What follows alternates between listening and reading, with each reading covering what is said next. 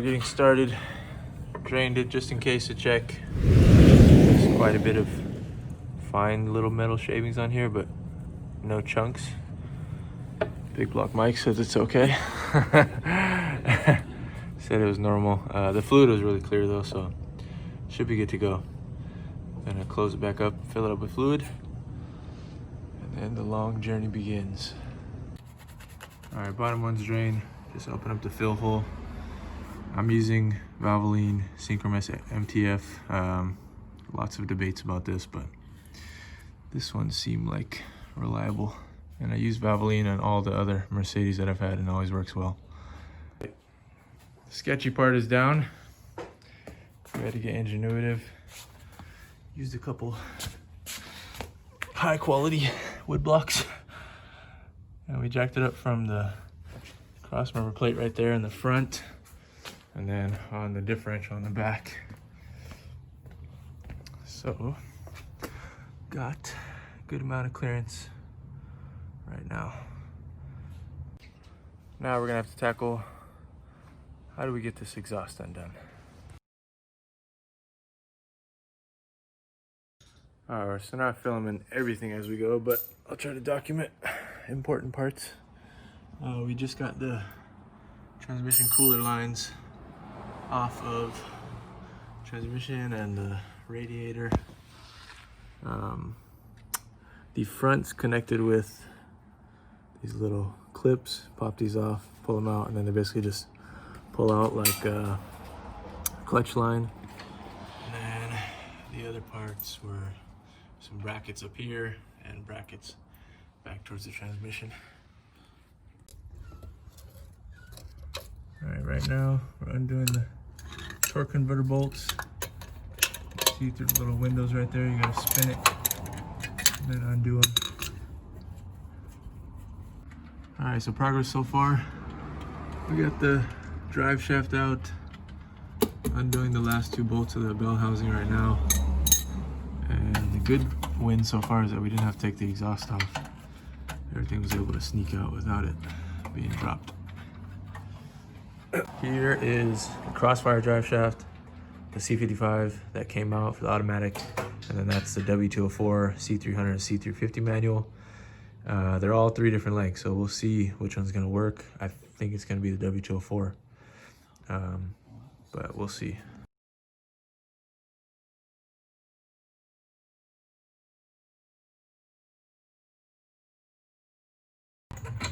Success. Kind of. We got it out with a mess behind it. And it wouldn't slide out on the jack, so we are just sliding it out on the ground. Oh yeah. All right, guys. Look at that. And the flywheel of the automatic right here. And now we can officially verify the bolt pattern. It was the 4+4. Like we found out. And take a look at everything else.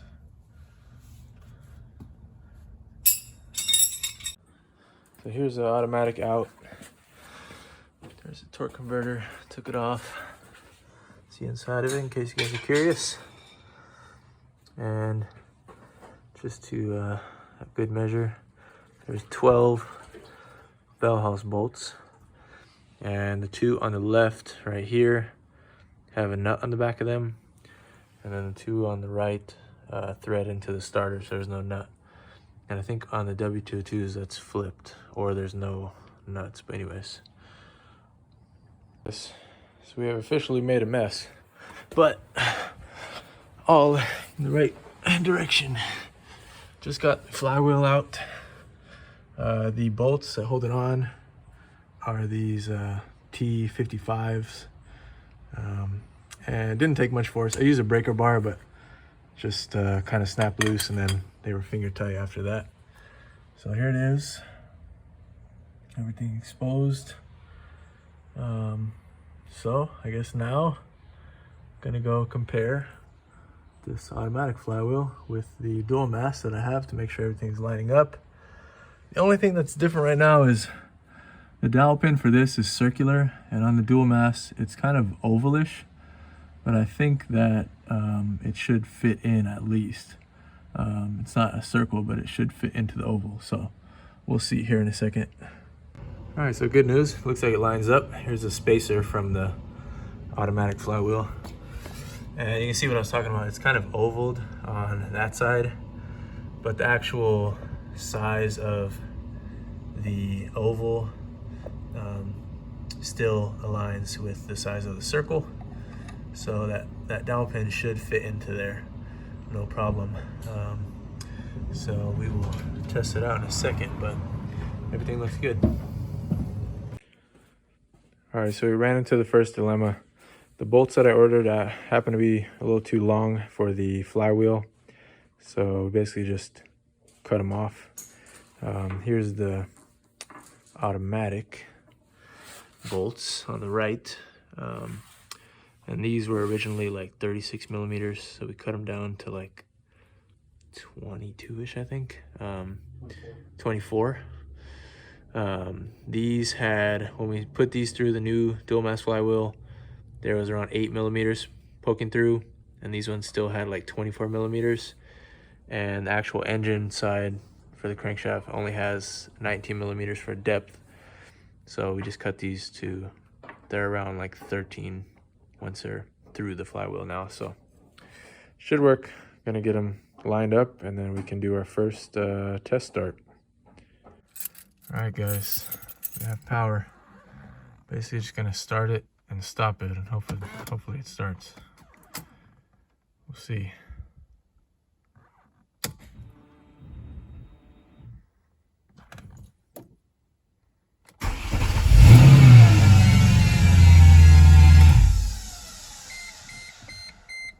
Yeehaw!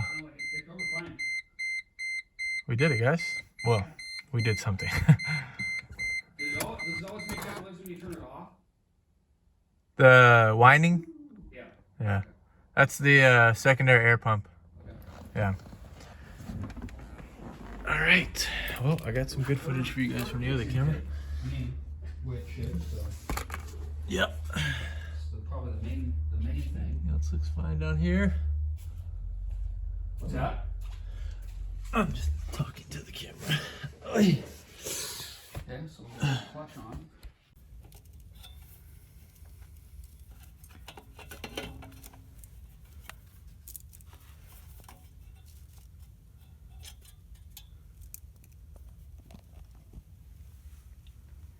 Did you find the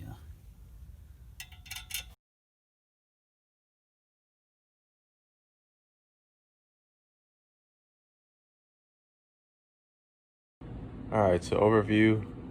Shift linkage, transmission needs to go in. Drive shaft, whatever one of the two, either the Crossfire or the W204. Transmission bracket. Once we finish it up, I'll have to put all of this stuff back together, but keeping it out for now so we can get the top bell house bolts in.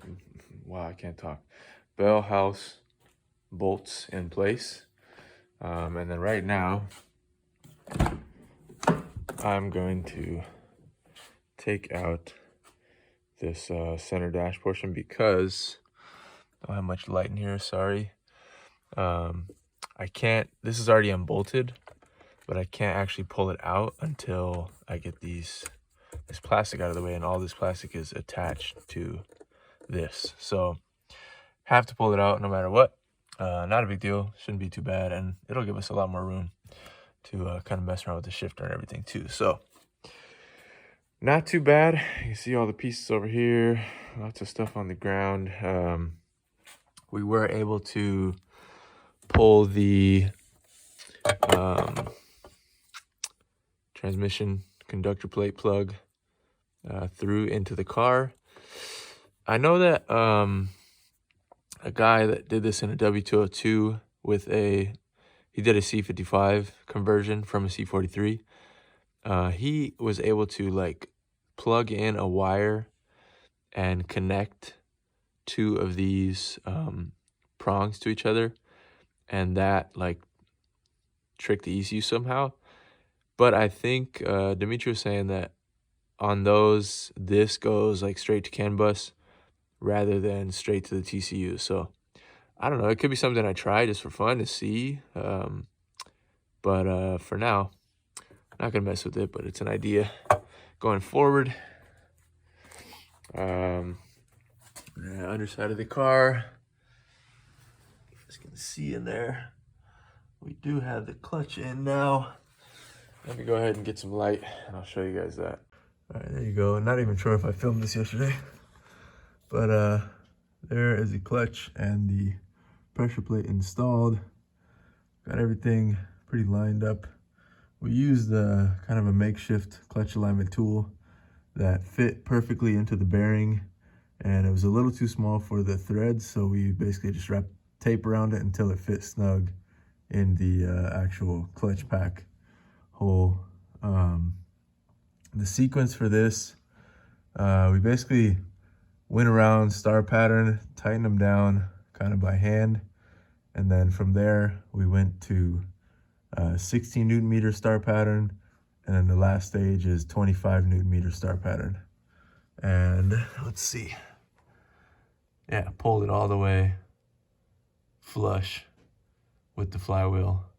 When you just set this on with the clutch underneath it, you're gonna have about around 10 millimeters of space. So you're gonna think, okay, does this fit? But yeah, that's how pressure plates work. They pull down onto the clutch to actually give it pressure, and that's what allows it to release and engage properly. So there it is for now. Fingers crossed that the splines will line up on the transmission pretty easily, and it should drop in,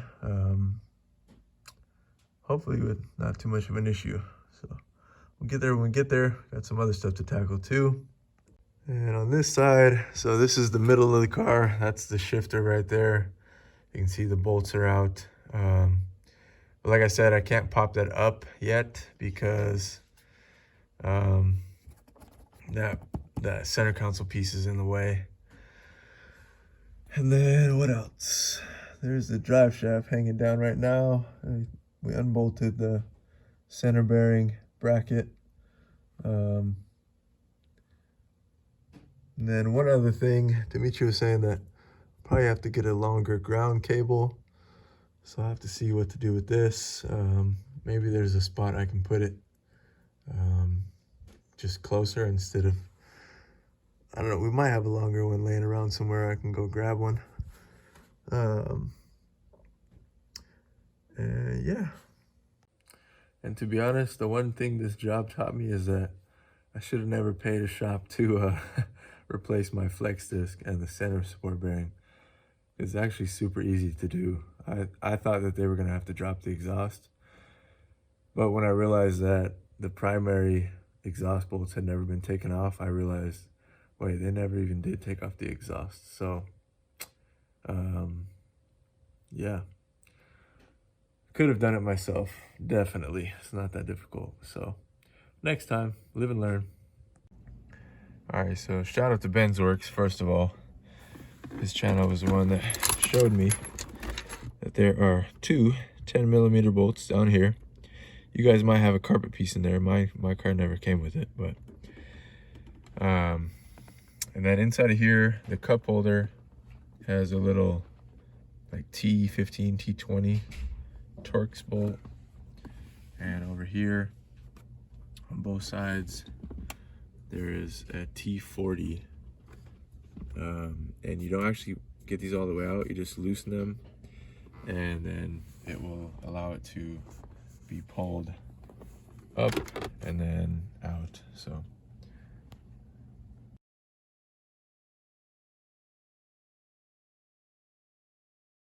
all right, we've decided we're gonna take 3 inches, 3 1/4 out of this center section and the actual rod. So wish us luck. We're about 3 1/4 inches off from the bell housing to the actual opening here. So we're gonna try to do some magic and get this crossfire linkage to work. All right, we shortened the piece. Used some of the old part that we cut out. Made kind of a makeshift bracket. This fit pretty good into the groove right here.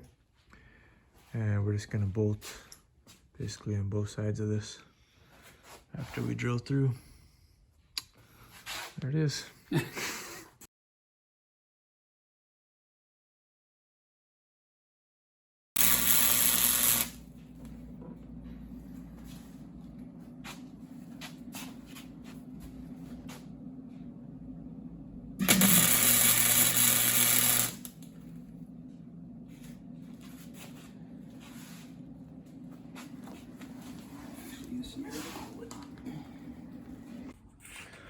All right, so we got this to work. Tested all the gears are working. Now I'm gonna pull this up here, put some Loctite on these bolts that we did, and then we'll probably end up cutting these after I Loctite them down, just so they're not in the way. We did have to cut this other bracket just because with the change in angle, it wasn't lining up, but should be good to go.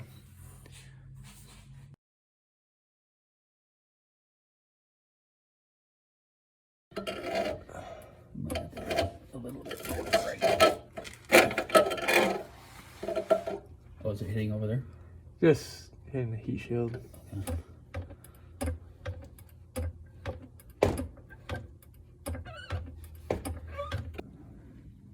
Try again.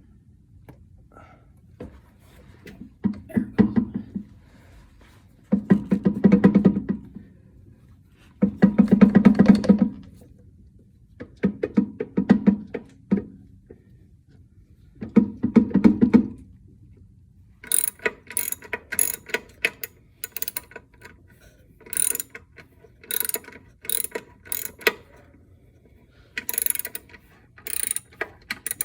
I would wait because this top right is still open quite a bit.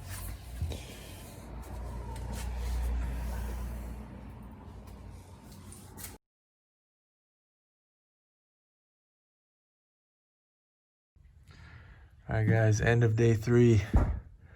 Transmission is in. Got the drive shaft kind of lined up. We had to do some modifying to that. Basically took like a 1/4 inch off of the front of it because it just wouldn't clear, and the crossfire drive shaft was a little too short to be fully comfortable with. So yeah, and then the shifter is up here, sat there fine. It's lined up perfect in the hole, and tomorrow we're going to add on the bracket, which we basically just modified the automatic one, and just got to find some nuts for these tomorrow, and it'll be good to go. Saga continues. All right, update for you guys. Kind of putting I'm recording a video. Putting everything back together. I did this little hack on the shifter where that bolt and nut are right now. There was a dowel pin. It wasn't very secure in there, so I just found a bolt that would fit in there and a little nylon locking nut, and that should keep it secure. Otherwise this top portion can basically fly off the bottom peg. So right now we are bolting up the shifter bracket, and after that we got to do a couple of other miscellaneous things, but clutch pedals are in. Might have to bend it a little bit to get it perfect, but you see all the miscellaneous interior pieces hanging out. I will be putting all this stuff back together after we get everything underneath good to go. Get this big giant foam carpet piece back in. All right, guys, so the other thing we have to do is tap this shift lever, because the OEM shift knobs always have the little kind of notch, and then it has a little collar down here that you lock. But I want to use the same ball shift knob that I was using before, or similar style. So we're gonna tap it using one of these, or thread this and then tap the actual ball. So yeah, I'm gonna do that now, and I'll show you guys what it looks like after. So this is what it looks like right now. I'm about halfway done right now. So on the top portion, because it's like that kind of rectangular shape, it's only going to tap the side, so it's, you got to kind of stay on it, otherwise it'll walk around. But once you get down to this portion, it's all solid cylindrical, so it'll be a lot easier, and your shift knob is going to go down to that point anyways, so it'll be nice and solid threads down here. So finish up. All right, so there it is. You guys can tell it's got those cleaner threads down here, and the top portion, it's not too bad. They're not the cleanest, but they'll work. At least you get it started, and then once you get down here, it'll be able to hold on no problem. So yeah, check back in a second. All right, so there it is. You can see we threaded this fitting into the ball, and then there's what's left over the threads. I can try to squeak it down a little bit more, but yeah, fit on fine. Looks pretty solid. So got a shift knob. Final progression, I was able to crank it down, get rid of those threads from showing, and now just got to clean everything up a bit and keep going. All right, guys, we're pretty much officially buttoned up down at the bottom. A couple things to talk about. We notched this a little bit because the transmission, the manual is shifted over about 1/4 inch, so we notched these two just a tiny bit back and forth, and these went on no problem. And the other part is I bought a bolt same size as transmission bracket bolt, so I could put the ground cable up here instead of buying a longer ground cable and attaching it right there. So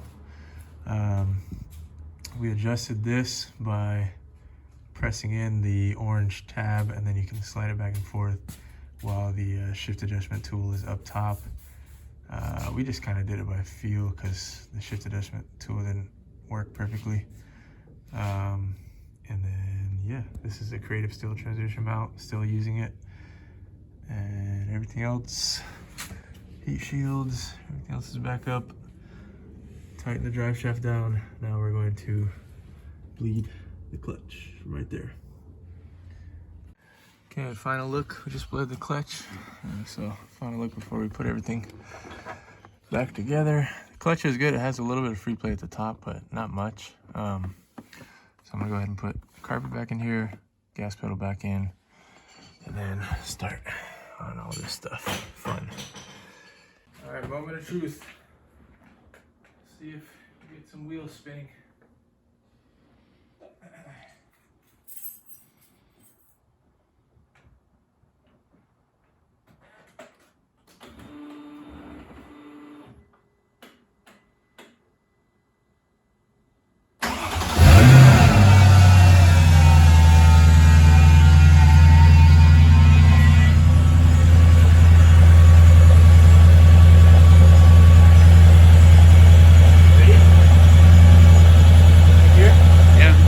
E-brake on?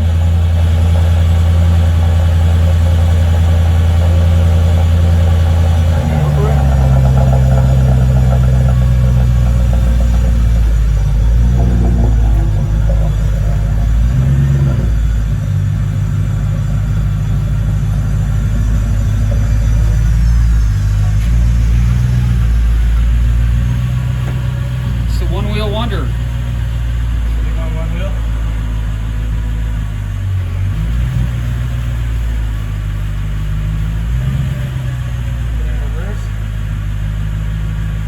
Go for it.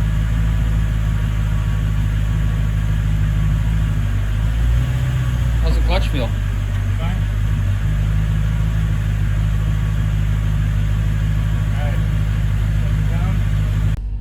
Alright guys, we're on our first drive, just backed out of the garage. See how things go.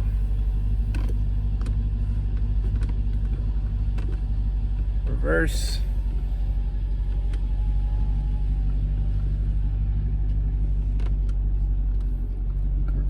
Let's go uphill. Oh, up? Alright. Instead of jumping straight up to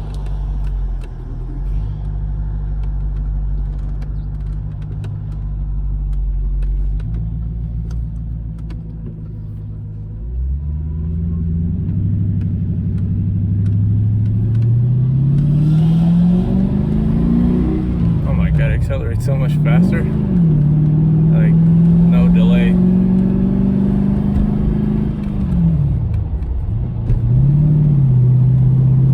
This is awesome. I'm a manual. This is crazy. Okay, first, second, and third so far.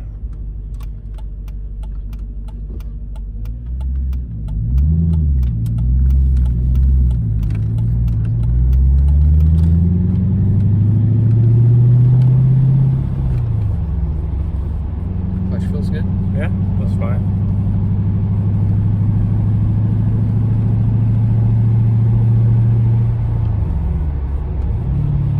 No weird vibrations so far, at least.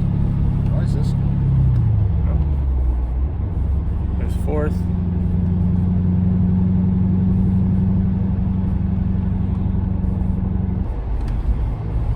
Got brakes, right? Yeah, yeah. Brakes are working.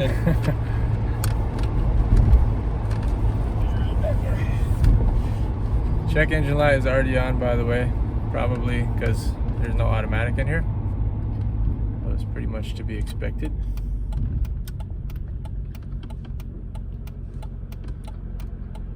When you come to a stop, it goes into first gear easy enough. Yeah. So like that with the clutch pedal. Yeah.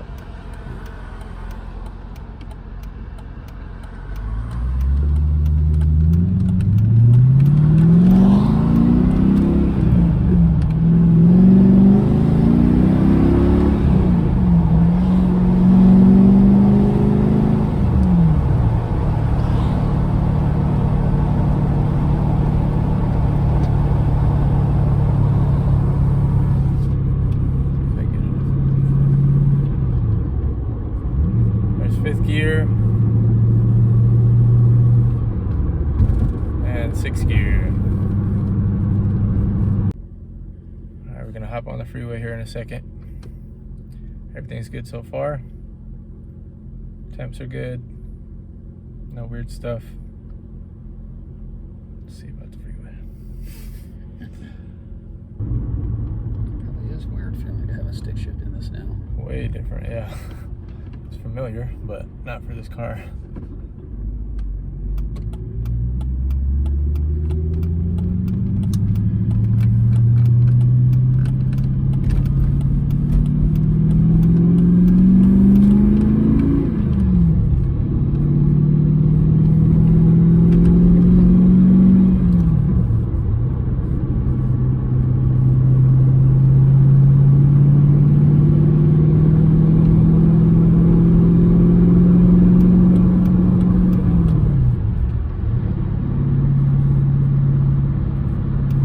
Seems pretty well suited for the motor. Yeah. Yeah, 65 miles per hour, 2100 RPM, exactly.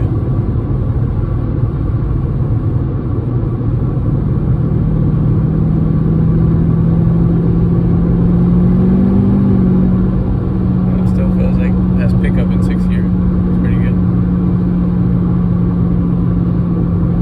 75 is at 2500 RPM.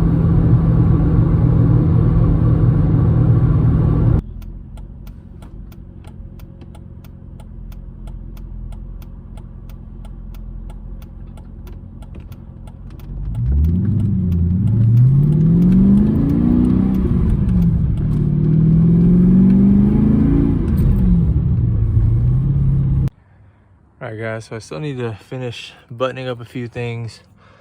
That's the tele-aid wires I gotta plug back in. I'll take this out later and put the cup holder and everything back in, but here is where I ended up leaving the shifter for now until we do the coating. So I kind of fed it through the carpet right there and try to tape up the wires so they're clean and just kind of put it underneath the seat. Still need to put this under panel back on, plug all this stuff back into it, but nothing too drastic. So that's how it's sitting right now. I'm gonna figure out if I want to use some type of boot or what I want to do for the situation, but shifter clears everything, so it's fine as it is. And all the TCU and everything else is just left over there. I'll probably put that panel back as well. So all in all, Not too bad. Got a bunch of miscellaneous stuff that I was moving around. Car seat, son's toys. But overall, not bad. And by the way, if you're curious, I still am using the sprint booster. And I actually did set it to manual.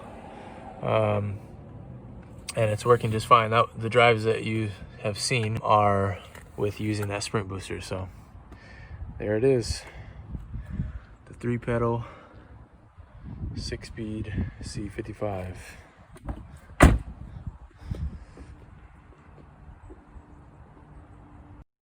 All right, guys. Long video, I'm sure, but that wraps it up. Just drove, just got back.